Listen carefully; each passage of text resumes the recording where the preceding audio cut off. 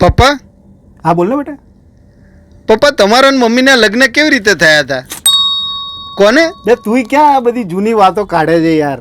ના ના, કોને પપ્પા, પ્લીઝ. સારું સારું કહું છું. હવે તું મોટો થયો એટલે તને કહેવાય. બેટા હું 8મામાં ભણતો હતો ને ત્યારે અમારા ગામમાં છે ને એના મામાને ત્યાં રહીને એક છોકરી ભણવા આવી હતી. શું એની આંખો, સાચું કહું તો મને પહેલી જ નજરે એ ગમી ગઈ હતી. પણ ગામડામાં તો તને ખબર છે ને કે એકબીજા જોડે વાત છોકરા છોકરીઓ કરી ના શકે જલ્દી. તે આખું અડધું 8મું ધોરણ પૂરું થવા આવ્યું પણ મેં એની જોડે એકે વખત વાત નથી કરી. મને બહુ ગમતી એ.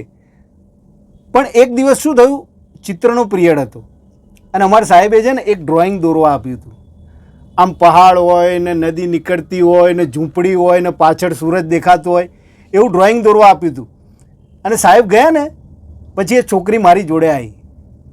મને કે મહેરાજ તું આ ડ્રોઈંગ મને દોરી આપીશ?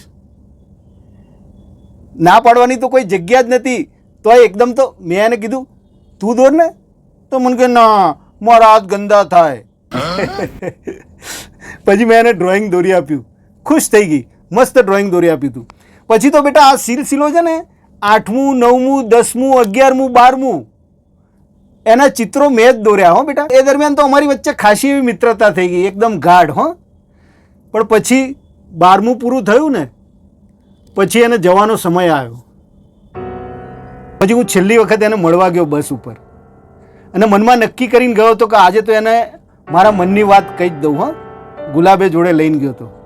મેં એને ગુલાબ આપ્યું અને મેં એને કીધું, મેં કીધું હું તને વચન આપું છું કે હું ક્યારેય તારા હાથ ગંદા નહીં થવા દઉં. એને આંખો ઝુકાઈ લીધી. ટૂંકમાં એને હા પાડી. મારા પ્રેમનો એને સ્વીકાર કર્યો બેટા અને આજે તારી મમ્મી છે. બસ ખુશ ને? હવે જા, મારે ઘણા કામ છે. હજી તો કપડાં ધોવાના છે બેટા. તારા હાથ ક્યારેય ગંદા નહીં થવા દઉં.